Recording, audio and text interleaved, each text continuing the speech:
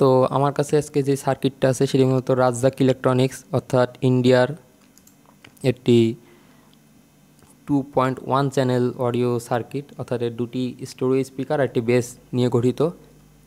তো এই সার্কিট কীভাবে কাজ করে বা এই সার্কিট ডায়াগ্রাম নিয়ে আজকে আলোচনা করব। তো ভিডিওটি শুরু করি। তো এই সার্কিটের সবচেয়ে হৃৎপিণ্ড বা সবচেয়ে ভালো সবচেয়ে ভালো পার্টস যেটা আছে সেটা হচ্ছে TDA-2030A। এটি ছাড়া মূলত এই সার্কিট সম্পূর্ণই অচল। তো TDA-2030 এর যে এটা হচ্ছে মূলত একটি অপারেশনাল অ্যাম্পলিফায়ার বা অডিও অ্যাম্পলিফায়ার আইসি।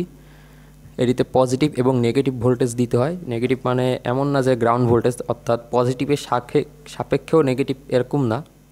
এটি মূলত ডাইরেক্ট ঋণাত্মক ভোল্টেজ আর হচ্ছে ডাইরেক্ট পজিটিভ ভোল্টেজ, মানে দুটো ডবল ভোল্টেজের অনুপাতে এটিতে বায়াসিং করা হয়।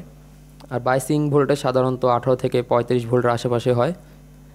তারপর আছে ইনভার্টিং ইনপুট আর নন ইনভার্টিং ইনপুটের পর আউটপুট, যেটা সব অপারেশনাল অ্যাম্পলিফায়ার আইসিতেই দেখা যায়। এটিও এরকম 5 পিনের একটি অপারেশনাল অ্যাম্পলিফায়ার আইসির মতো।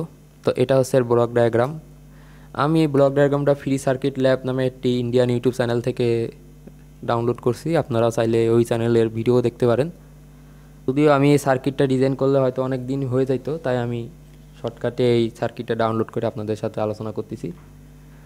তো এই সার্কিটের যে কমন বিষয়গুলো আমি আপনাদের দেখাই, যে এখানে যে এল আউট যেটাই আছে এটা মূলত লেফট চ্যানেল হিসাবে কাজ করে, আর আউট হচ্ছে রাইট চ্যানেল হিসাবে কাজ করে।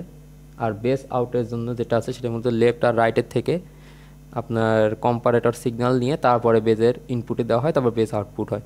তো কম্পারেটর যে ইটা আছে মূলত কম্পারেটর সার্কিটটা এই যে নিচে যে দুটো অপারেশন অ্যাম্পলিফায়ার দিয়ে গঠিত হয়েছে, এখানে একটা আইসি আছে যে 4550 আইসি দিয়ে মূলত এই ডবল অপারেশনাল সার্কিট গঠিত হয়, যার মাধ্যমে 50 থেকে 200 হার্টজ বা 300 হার্টজের একটি রেজোন্যান্স সিগন্যাল, অর্থাৎ বেজের জন্য যে রেজোন্যান্স সিগন্যালটা নিয়ে তারপর বেজ অ্যাম্পলিফায়ারে পাঠানো হয়।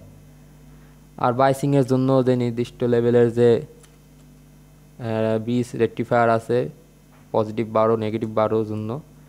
তারপরে 7805 আইসির মাধ্যমে মূলত যে ছোটো ছোটো যে সার্কিটগুলো আছে যা ইউএসবি মডিউল লাগানোর জন্য ইউজ করা হয়, ইত্যাদি ইত্যাদি। তো আপনারা সাউন্ড শুনলে দেখবেন যে সাউন্ডটা অনেক ক্লিয়ার।